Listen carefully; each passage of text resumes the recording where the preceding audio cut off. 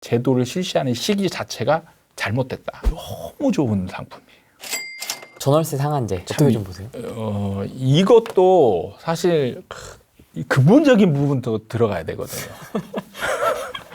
그러니까 전세 시장과 그리고 전세 시장이 매매 시장에 미치는 영향 이런 것들을 먼저 파악하고 네. 나서 이 제도를 적용할 건지 말 건지를 고민해야 되거든요. 근데 그런 게 없이 지금 정부는 약간의 지금 저는 그냥 선의라고 얘기를 하긴 하지만 이 전월세 상한제에 대한 목표는 주거 안정이거든요. 네. 서민들의, 무주택자들의 주거 안정이 목표거든요. 근데 오히려 이런 게 잘못 적용이 되면 부작용이 더 커서 선의가 나쁜 결과가 나와서 서민의 주거 안정을 오히려 해칠 수도 있는 상황이 벌어질 수 있다라는 거예요. 그럼 그게 어디에서 나오냐? 그러려면 이게 될지 안 될지, 선의가 좋은 결과로 나올지 나쁜 결과로 나올지 판단하는 거는 이 시장에 대한 이해가 근본적으로 이루어져야 되는 거예요. 자, 우리나라 임대차 시장의 구조는 두 개로 나눠져 있어요. 월세 시장과 전세 시장이에요. 근데 어떤 게 좋아요? 좋냐고요? 예, 임차인 입장에서. 전세가 아무래도 그렇죠. 그러니까 전세는 사실 세상에서 없는 유일한 제도기도 하지만 너무 좋은 상품이에요.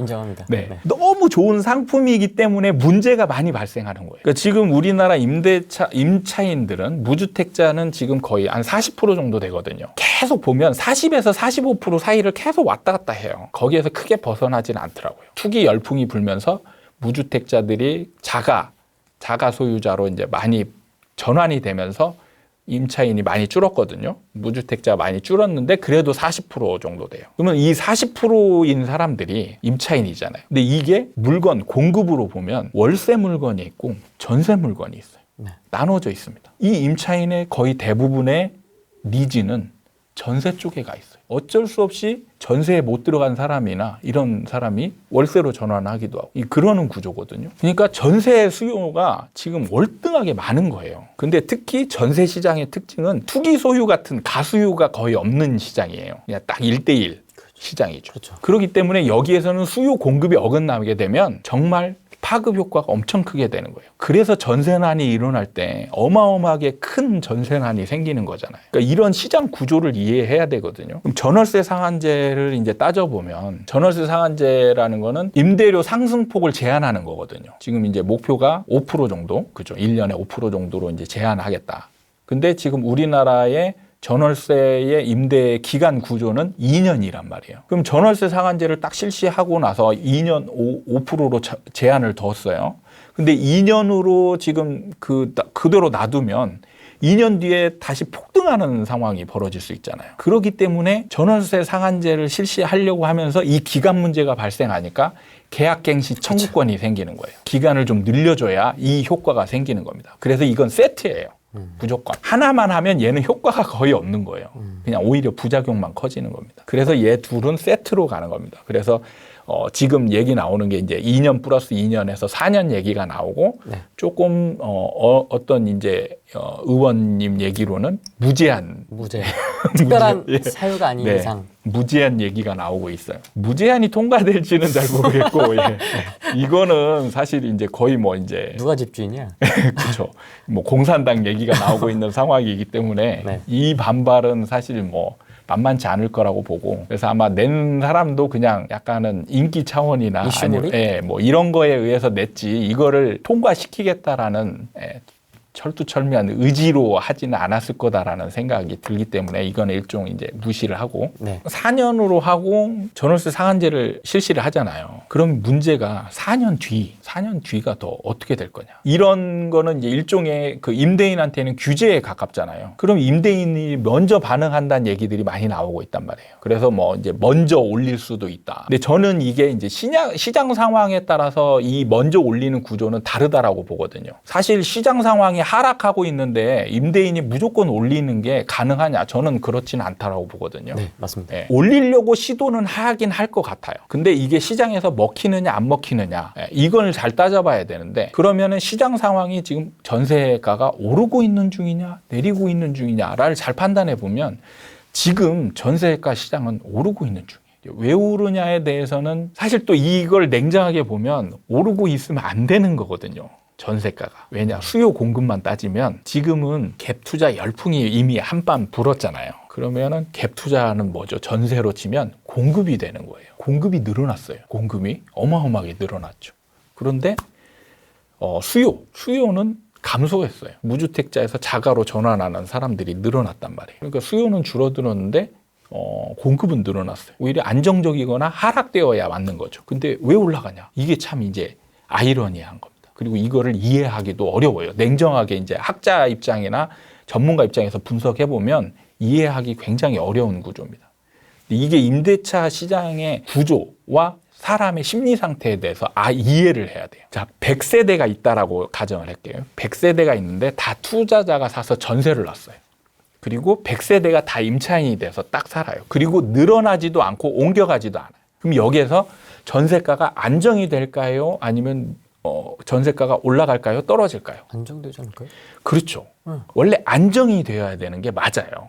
근데 올라갑니다. 왜 올라가냐? 이거는 임차인과 임대인의 지위의 차이에 있어요. 자, 임대인은 전세가를 좀 올리려고 노력하는 게 맞죠. 임차인은 전세가를 떨어뜨리는 게 맞죠. 그러니까 서로의 그 의지는 상반되어 있습니다. 그래서 이게 균형을 이루면 균형가가 형성이 되는 거고 어느 한쪽이 이기면 어느 한쪽이 이기는 쪽으로 가는 거예요.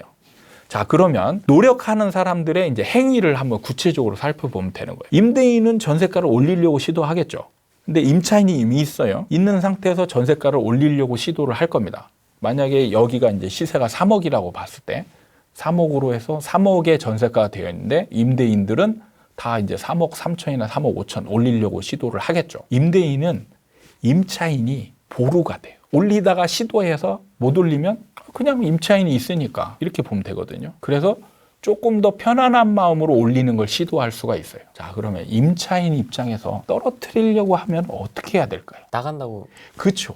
이사 가는 방법 외에는 없어요. 근데 냉정하게 보면 이사 가는 게 쉽지가 않아요. 임대인은 어렵지가 않거든요. 말만 하면 돼. 임차인은 행위를 해야 돼요. 그렇죠.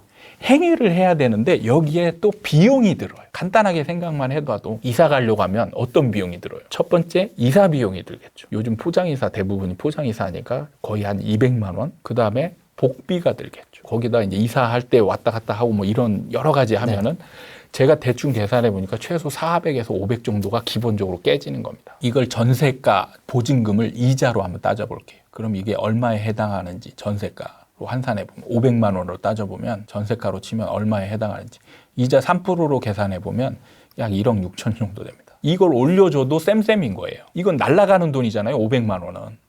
그렇잖아요. 그렇죠. 날아가는 돈이기 때문에 이자 날아가는 거 계산해 보면 보증금은 살아있고 그렇게 계산해 보면 1억까지 올려줘도 괜찮은 거예요. 이 사람 입장에서. 그리고 이 사람은 생활권이라는 게 있습니다. 주거 생활권, 직장, 학교, 특히 학교 같은 경우는 애가 초등학교 다닌다면 이 학교에 딱 적응이 돼 있어요. 이사를 갈 때 학교를 옮겨야 될 수도 있잖아요. 그럼 이게 굉장히 고민되는 거죠. 그러니까 지위 차이가 여기서 확연히 달라지는 거예요. 임차인은 떨어뜨리려고 행위를 하려면 비용도 발생하고 너무 어려워요. 행하기가 어렵습니다. 그러니까 이미 협상력에 있어서 우위를 점하고 있는. 그렇죠. 임대인이 우위에 있는 거예요. 그렇기 때문에 자연스럽게 올라가는 구조가 되는 거예요. 그러니까 이걸 이해를 해야 됩니다.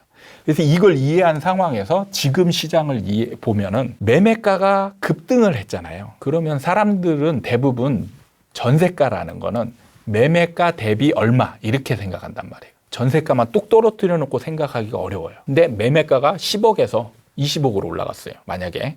그럼 10억일 때 전세가가 5억이었어요. 근데 지금 20억, 매매가가 20억이 되었습니다. 그러면 지금 전세가가 5억이다. 그러면은 임차인 입장에서는 어떤 느낌이 날까요? 싸다. 그렇죠. 싸다는 생각이 든단 말이에요. 누구나 싸다는 생각이 든단 말이에요. 그러면 올리려고 시도하는 사람의 입장에 반발하기가 어렵죠. 그게 그 구조예요. 그래서 새 아파트 위주로 많이 올라갑니다. 왜? 새 아파트는 처음에 입주할 때 그렇죠. 주변의 전세가율에 비해서 낮은 전세가가 형성이 되잖아요. 네. 그래서 처음에는 그걸 감수하는 거죠, 임대인이. 그 다음에는 반드시 제자리를 찾으려고 노력하겠죠. 그렇죠. 그러면 임차인은 이게 자기는 싸게 들어왔다라는 걸 이미 알고 있는 거예요. 그래서 다음 올려줄 때 저항이 약해요. 마음의 준비를 하고 들어옵니다. 그렇죠. 이사할 때. 예, 그러니까 다음 올려줄 때 약해요. 그러니까 올라가는 겁니다. 근데 문제는 이 올라가는 현상 있죠. 이게 이제 사람들 눈에는 저 집이 좋아서 그래 라고 판단을 하는 거예요. 그러면 수요가 또 몰려요, 이쪽으로. 아, 좋아서 이제 서울 같은 경우는 구축들이잖아요. 새 아파트가 하나 생겨. 그럼 여기에 낮은 전세가로 입주를 해서 제자리 찾아가는 과정인데 전세가가 지금 보니까 막 올라가고 있어. 팍팍 튀어. 그죠? 네. 그러면 이 사람들은 어떻게 판단하냐? 너무 비싸 이게 아니고 저 집이 좋아서 그래. 이런 생각이 더 많이 드는 거예요. 그러면 우리나라는 집이 차지하는 역할이 너무 크거든요. 체면도 있고 집이 나타내는 사회적 지위들이라는 것도 있어요. 가능하면 좋은 집에 가서 체면도 살리면서 그렇게 살고 싶어 하는 게 사람의 욕구거든요. 그래서 그쪽으로 가려고 하는 욕구들이 많아지게 되는 거예요. 갈 수 있는 기반이 되어 있는 사람들은 그쪽으로 가는 거를 자꾸 더 시도하게 되죠. 그러면서 더 올라가는 상황이 벌어지는 거예요. 그러니까 이런 기본 구조를 먼저 이해를 하고 있어야 돼요. 이해. 전세가는 올라가기 쉬운 구조로 되어 있는 시장이에요. 근데 지금처럼 이런 규제를 하게 되면 네. 지금 같은 시기에 임대인이 올리는 걸 시도하기가 너무 수월하게 되죠. 그러면 전세가가 더 폭등할 가능성이 많아지게 되는 거예요. 그러니까 단순히 그냥 이런 규제가 생기니까 임대인이 올리는 걸 시도해서 올라갈 거다. 이렇게 생각하면 안 되고 결과적으로는 똑같지만 올라가기 쉬운 시장 구조가 되어 있는 상황에서 올리려고 노력하는 건 쉽게 되는 거죠. 그러니까 저는 이거를 실시하는 목적과 시기 부분에 있어서 지금 실시하는 거는 굉장히 문제가 많다. 차라리 이제 부작용은 뒤로 하고 지금 문제가 있냐 없냐를 따지려면 이게 전세가가 하락하는 시점에 이걸 실시하면 저는 효과가 좀 괜찮을 거라고 보고는 있어요. 왜냐하면 어차피 목적이 전세가를 안정시키는 데 있잖아요. 근데 이거를 실시함으로 인해서 오히려 부작용이 나서 전세가를 더 많이 올리게 된다. 그러면 이거는 선한 의도 나쁜 결과가 나타나는 거죠. 그러면 사람들은 이걸 선한 의도라고 생각하지 않고 나쁜 결과만 보고 욕만 하게 되는 거예요. 근데 문제는 하락장에서 이걸 쓸 필요가 없다라는 거예요. 그렇죠. 그러니까 이게 딜레마입니다. 이게 저는 정책이라는 게 장기적인 부동산 정책이라는 건 특히 장기적인 목표를 두고 실행을 해야 되는데 우리나라는 5년 임기란 말이에요. 그러니까 자꾸 효과가 빨리 나오는 결과를 자꾸 선택을 하게 되는 거예요. 그래서 부작용은 고민을 별로 안 해요. 왜냐 책임을 안 져도 되거든. 다음 정부. 네, 책임 안 져도 되는 이 구조기 때문에 부작용을 고민을 안 해요. 그러니까 저번 제가 인터뷰에서도 얘기했듯이 전세난이 일어났을 때 정부가 대책을 내놓은 게 오히려 전세난을 가중시키는 그런 결과를 냈듯이 지금도 이 전월세 상한제는 전세가를 안정시키는 게 문제가 아니고 더 심화시킬 수 있는 시기다. 아, 시기다. 이게 좋냐 나쁘냐 이걸 떠나서 지금 시기가 이걸 실시하는 제도를 실시하는 시기 자체가 잘못됐다. 하락장에서는 쓸 필요가 없고 네. 지금 시장에서는 쓰면 오히려 역효과가 나고 그렇죠. 하면 안 되는 그러니까 실질적으로는 하락장에서 장기적으로 보고 써야 되는 게 맞는 거죠. 하락장에서 이런 거는 하락장에서 내가 지금 이번 정부에서는 효과가 안 나타나더라도 장기적으로 봤을 때 전세가의 안정을 이루려면 하락장에서 써야 되는 게 맞는 거죠. 근데 그럴 정부는 없죠. 없죠. 그게 문제입니다. 이번 정부가 정말 자기 지지율이나 이런 거 생각 안 하고 정말 서민을 원한다면 저는 좀 참았다가 떨어질 때 해야 된다. 언제 떨어지냐? 매매가 떨어지면 같이 전세가도 당분간 떨어지거든요.